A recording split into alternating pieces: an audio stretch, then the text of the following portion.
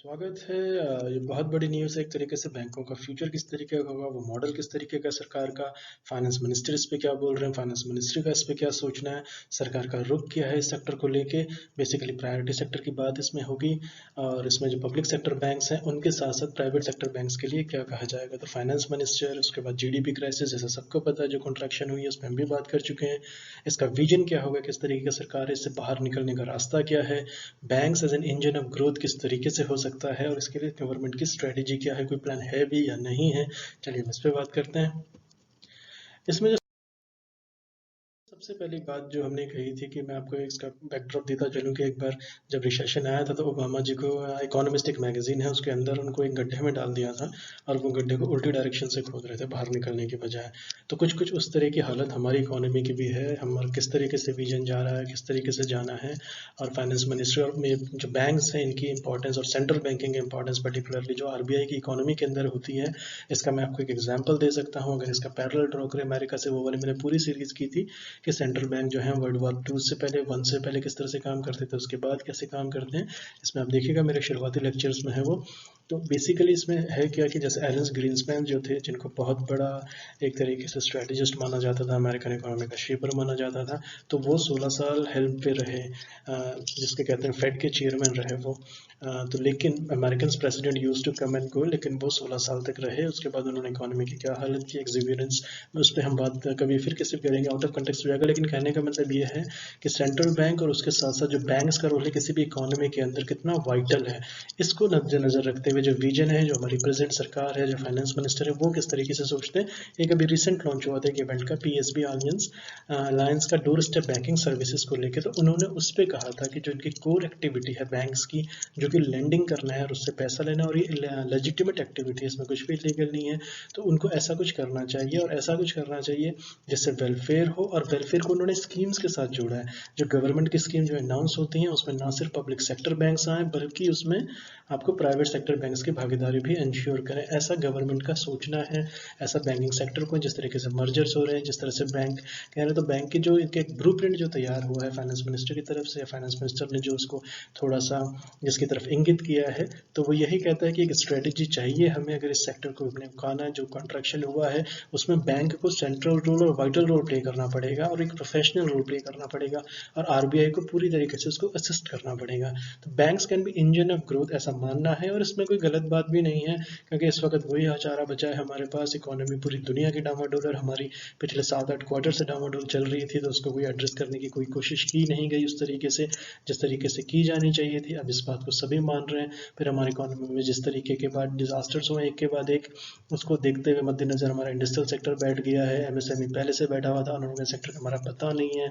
उसके बाद जिस तरीके से लॉकडाउन हो गया, कोविड आ गया, उसके बाद माइग्रेशन हो गया, तो प्रॉब्लम्स कभी खत्म हो ही नहीं है। तो 7-8 क्वार्टर्स में जो पहले से हमारी खस्ता हालत थी उसको उसने एग्रीबेट किया है, और बहुत ज़्यादा क्वान्टिफाई कर दिया है, इसको बढ़ा दिया है इसका मैग्नीट्यूड। तो एक तरीके का जो banks can be engine of growth, ये बात बहुत पुरानी भी है, और काफ़ी इकोनॉमी जिसको मानती भी हैं। अगर हम नेशनलाइजेशन ऑफ बैंक्स की बात करें, इंदिरा गांधी गवर्नमेंट ने इसको किया था 1969 के अंदर। तो बैंक्स को एक वाइटल रोल की तरह देखा गया है, और बैंक्स जिस तरीके से, इसका मतलब जो अब जो फाइनेंस मिनिस्ट्री का कहना है या फाइनेंस मिनिस्टर की जो सोच है वो ये है कि प्राइवेट बैंक्स को आगे आना पड़ेगा वेलफेयर अगर इंश्योर करना है तो। इसके बाद जो एक इम्पॉर्टेंट चीज़ आती है कि इसको कैटलिस्ट का वर्ड उन्होंने यूज़ किया था। तो कैटलिस्ट की तरह दिखाया जा रहा है कि एक्शन फॉर इकोनॉमिक रिवाइवल, ये बात उन्होंने इशारों में कही है, लेकिन इसका मतलब साफ है, स्पष्ट संदेश है कि पब्लिक सेक्टर बैंक हो या प्राइवेट सेक्टर बैंक हो, उनकी भूमिका अहम है, और वो प्लीज़ कुछ करें। जैसे ये बिल्कुल वही हो जाएगी कि जिसको कहते हैं कि अगर उन्होंने कुछ हेल्प इस बार नहीं किया, प्रोफेशनलिज्म में अपनी प्रॉब्लम्स में लगे रहे, तो प्रॉब्लम होने वाली है। तो जैसे नहीं है, तो वो बैंकिंग रे तेरे बिना अब होना क्या है। तो इसकी जो रीच है, बेसिकली उनका जो इस तरह का सोचना है और जो गलत नहीं है, उसके रीच है। बैंक के पास एक पल्स है इकोनॉमी की, बैंक्स अपने सारे कस्टमर्स को जानता है किस तरीके से लेंडिंग करनी है, किस तरीके से उससे पैसा रेवेन्यू कमाना है। तो बैंक्स अपने इंट्रोस्पेक्ट करें अपने कोर बिजनेस को, तो उसके बाद अगर वो इंट्रोस्पेक्ट करते हैं तो उनके लिए फ़ायदेमंद होगा। लेकिन इसका एक फ्लिप साइड है। तो बैंक्स के जो फ्रॉड्स हैं, जो ग्रोइंग एनपीएज है, उसका हमने जो डेटा एनालिसिस किया था आरबीआई एनुअल रिपोर्ट में जो डेटा आया था वो बहुत भयावह है। वो भी रिसेंट मिल जाएगा आपको 15-20 डेज पहले का ही है वो डेटा, मैंने किया हुआ है 2-3 पार्ट्स के अंदर, इसको मैंने डिटेल से बताया था कितना परसेंट हुआ है, कैसे हुआ, उसका डेटा एनालिसिस पूरा हुआ पड़ा है।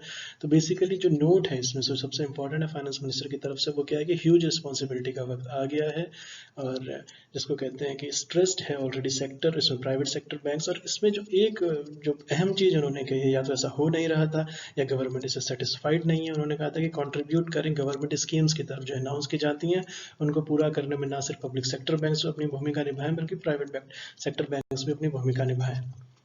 और इसके बाद जो आती हैं, जो मेथड होगा, ये एक तरीके का होगा कि पहले गवर्नमेंट के विजन को अंडरस्टैंड करें, गवर्नमेंट चाहती क्या है।